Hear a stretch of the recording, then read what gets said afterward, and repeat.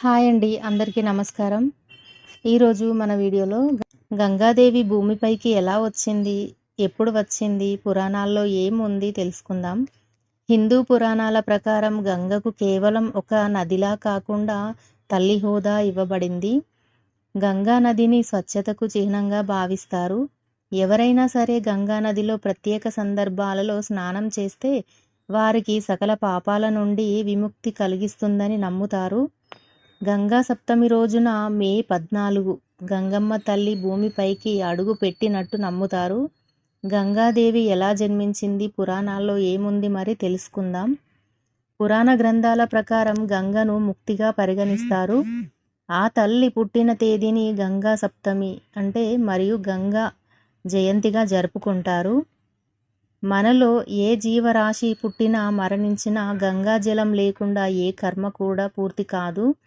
అందుకే భూమిపై గంగమ్మ తల్లికి మోక్షంగా భావిస్తారు.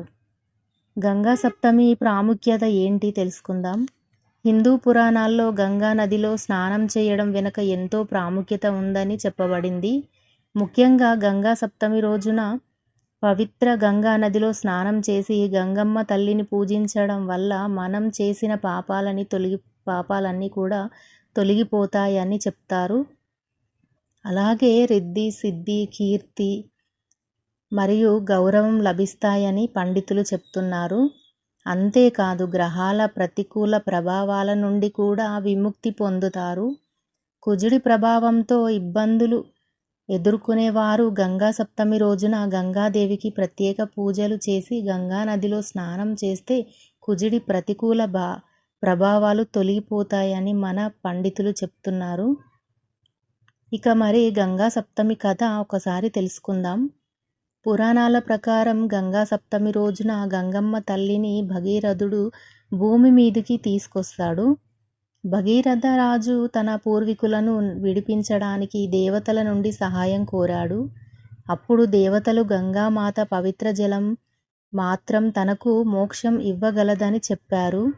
అందుకే గంగమ్మ తల్లి భూమి మీదకు వచ్చేందుకు భగీరథుడు కఠోర తపస్సు చేశాడు.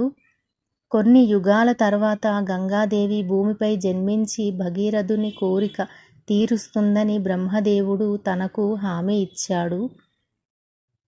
ఇక గంగమ్మ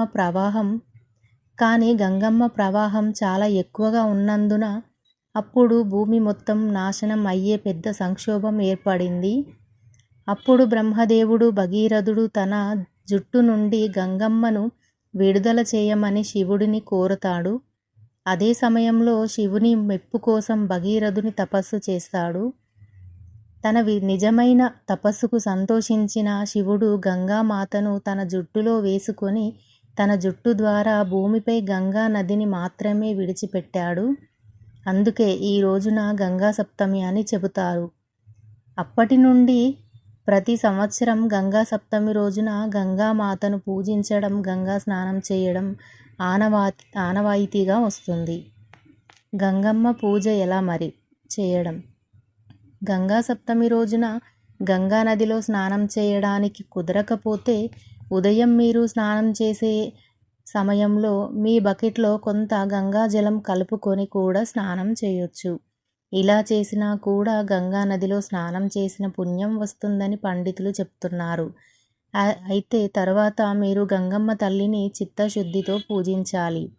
గంగామాత భూమిపైకి రాకముందు గంగామాత యొక్క బరువు, వేగాన్ని భూమి భరించగలదా అని బ్రహ్మదేవుడు ఆందోళన చెందారు. అప్పుడు బ్రహ్మదేవుడు భగీరథుడిని శివుని వద్దకు వెళ్ళమని సూచించాడు. బ్రహ్మదేవుని సూచన మేరకు భగీరథుడు తన కఠోరమైన తపస్సుతో శివుడిని ప్రసన్నం చేసుకున్నాడు. దీని తర్వాత భోలేనాథ్ గంగామాత స్వర్గం నుంచి నేరుగా భూమికి దిగిపోలేదని భోలేనాథ్ వెంట్రుకల గుండా వెళ్ళాలని ఒప్పించారు. తద్వారా మా గంగా వేగం, బరువు తగ్గవచ్చు. భోలేనాథ్ కేశాలకు వెళ్ళే రోజును గంగా సప్తమి అంటారు. హిందూ పురాణాల ప్రకారం గంగామాత స్వర్గం నుంచి భూమికి నేరుగా దిగలేదు. తన వేగాన్ని, బరువుని తగ్గించడానికి ఆమె భోలేనాథ్ జుట్టులో దిగింది. ఆ రోజు వైశాఖ శుక్ల సప్తమి తిథి. ఈ రోజును గంగా సప్తమి అంటారు. గంగామాత వేగాన్ని తగ్గించడానికి శివుడు ఆమెను తన జుట్టులో కట్టుకున్నాడు. దీంతో ఆమె భూమిపైకి రాలేకపోయింది. ఈ విషయం భగీరథుడికి తెలియదు. ఈ విషయం తెలుసుకున్న భగృత మరోసారి తపస్సు చేసి శివుడిని ప్రసన్నం చేసుకున్నాడు. గంగామాతను తన జుట్టు ద్వారా భూమిపైకి దిగమని కోరింది. అప్పుడు గంగామాత భూమిపైకి దిగి 60,000 మంది రాజు సాగర్ కుమారులకు మోక్షాన్ని అందించింది. గంగా సప్తమి రోజున గంగా నదిలో స్నానం చేసే సంప్రదాయం ఉంది. ఈ రోజున పవిత్ర గంగా నదిలో స్నానం చేయడం వల్ల అన్ని రకాల పాపాలు తొలగిపోయి మరణానంతరం మోక్షం లభిస్తుంది. ఈ వీడియో మీకు నచ్చితే తప్పకుండా లైక్ చేసి ఛానల్ని సబ్స్క్రైబ్ చేయండి. ధన్యవాదాలు.